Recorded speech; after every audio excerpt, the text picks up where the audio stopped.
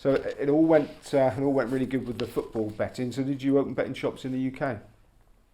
I already had betting shops in the UK. I opened my first betting shop in the UK in 1974. Well, I never opened it, I bought it off someone. It was already a betting shop, well established, good shop in Walthamstow. I'd known it. It used to be a barber's, I think, before that. Because I'm not a punter, I've never been in a betting shop. But I knew the guy who ran it, and so did everybody. He was paid. In those days, it was local bookies who ran local shops. It was before the Ladbrokes, Willie Mills, Mecca, Corals took over everybody. But in those days, there were quite a lot of independents, and it was an independent. This guy, he knew as much about bookmaking as I knew about hairdressing. But he sold me the shop, got a good profit for it, and I took the shop over, and from there, within about 4 or 5 years, I had 30 shops. I used to buy everything that came on the market, basically. So I had 30 bad shops. So how did you turn them around then? What did you do that they weren't doing?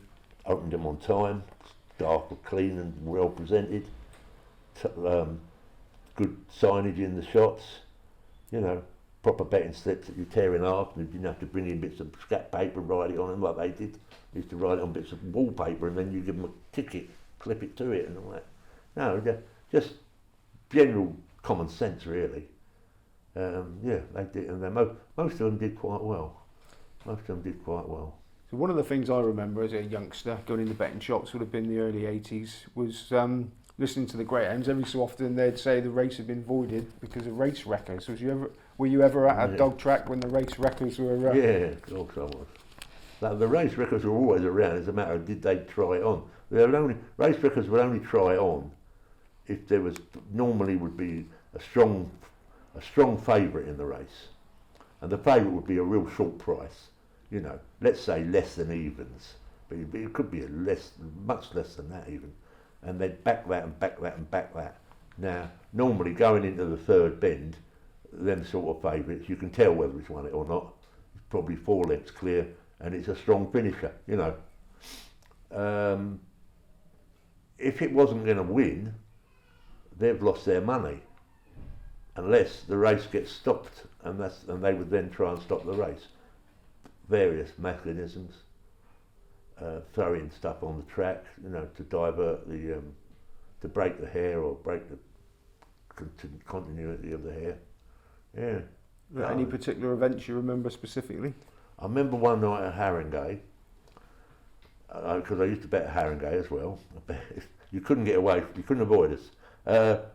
I was betting at Haringey, and there's a short price favourite. I can't remember how short it was. I think it was like 9 to 2 on or something like that. A real good thing.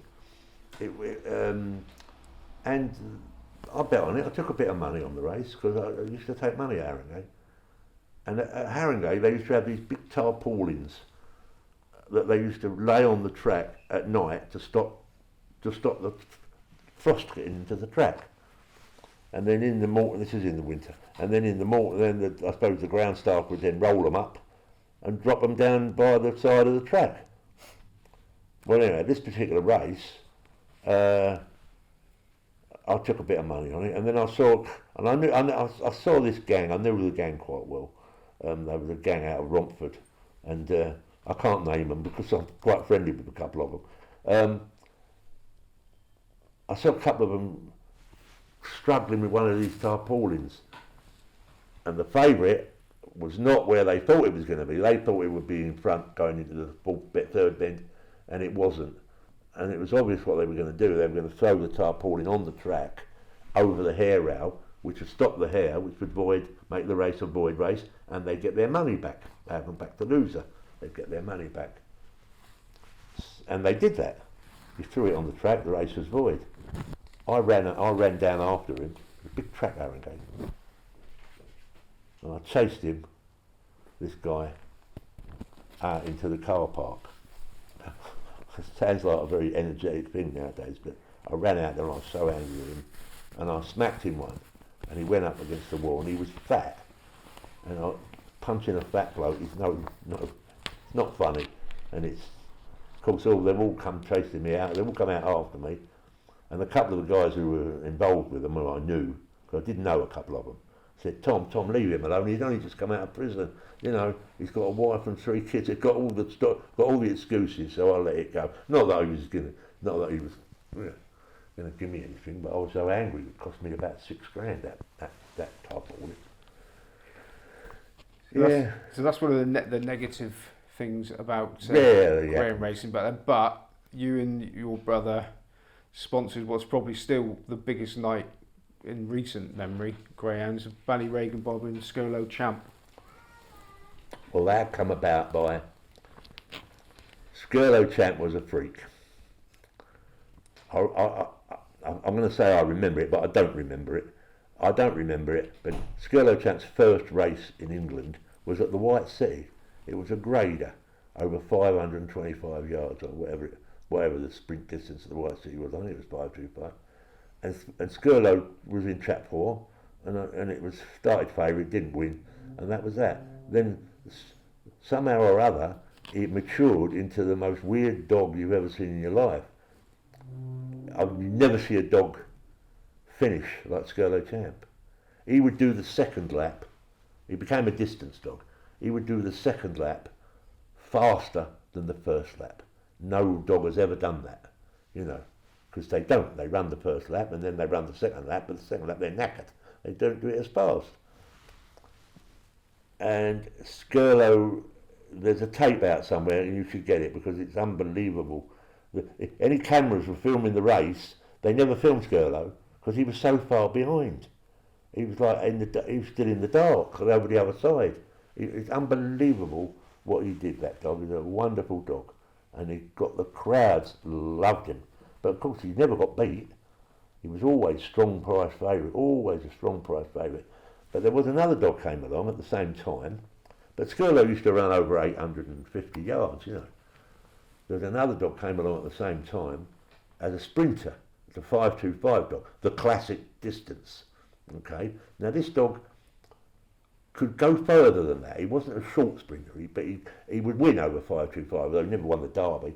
But and that was Ballyregan Bob, who used to run at Brighton. He was a terrific dog, you name it. He was fast up, fast out the traps. He could run that. He was a little bit of a wide runner, but he could cut in at the bend, and he was fast up the back straight. Strong finisher, come from behind. He was the ideal dog. He really, really was the best dog I've ever seen, Ballyregan Bob. But he could stay on. He used to go over 700 yards. So I had the idea that, and these two dogs dominated the publicity at the time. Scurlogue Champ, who was an 800-yard dog, and more. God knows how long Scurlogue could have run if they'd have let him. And Ballyregan Bob. And I thought, why don't we have a match? The two dogs racing against each other. And I come up with the idea and I put it to the Wembley management and they were quite keen. And we raised the money. And they were having this match race. The match race, it wasn't a match race completely because there were 2 other runners. And the other 2 runners were top class dogs. Top class dogs. They weren't rubbish. They weren't like make weights. So it's Scurlogue, we called it the Showdown. Scurlogue versus Ballyregan. Well, let me tell you, it took an hour to get into Wembley that night. I pulled up, went to go in. The crowd of people there that night. I never got the figures from Wembley management, how many people paid to go in. Because if you didn't have, you had to pay to go in, cash on the door. I'd like to know how many people were in that stadium that night. I'd like to know. They were right the way, they were almost round the other side. Wembley said there was 6,000 people or something like that. Well, I would say there was, I bet there's nearer 20,000 than 6. I was in the restaurant with my little group of freeloaders, and we were all, and then I went downstairs to where John was. My brother John was betting. No point me being down there. I'm upstairs having starters and main course. And John, what's happening? He's betting away, he's cracking away. And John used to crack away. He never slowed down for anyone. It was hard work working for him.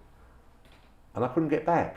The crowd was so heavy, I could not get back up into the restaurant. So I don't know what. Tragically, as you may know, as the traps opened and they went, Scurlogue went lame after about 30 yards.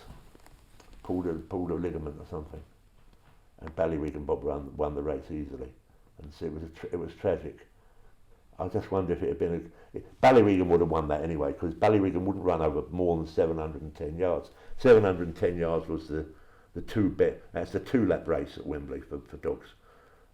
Scurlogue needed at least 850, but Ballyregan wouldn't run the long distance. He had run that distance, but he wouldn't run it against Scurlogue. Scurlogue never used to get going till after about 700 yards. It was tragic. And there you go. But the biggest crowd I've ever seen at the dogs. Do you think that was the pinnacle for modern times of dog racing as a spectator sport?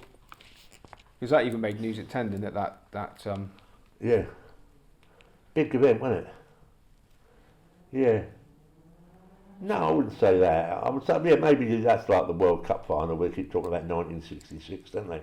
People keep talking about the Showdown at Wembley. There were a lot of other big races, but didn't get published. Dog racing nobody knew about dog racing. I remember someone had said to me once, do you know how many people watch dog racing every week? It's like 600,000 people watch it every week. I said, yeah, I know. It's the same 100,000 people going 6 times. That's what it is. There aren't 600, you know, it's like, no, it peaked because it went out of business, dog racing, because the tracks became worth a lot more money as supermarket sites than they were as dog tracks. Simple as that. I mean, the White Sea, how they sold that. They sold the White Sea, pulled it down, and it's Westfields now, isn't it? Right? Don't know. Haringey's a supermarket and some low-cost housing, and Walthamstow is, I don't know what Walthamstow is, different period, but a business because of the cost of the price of land. Sad, but there you go, nothing lasts forever.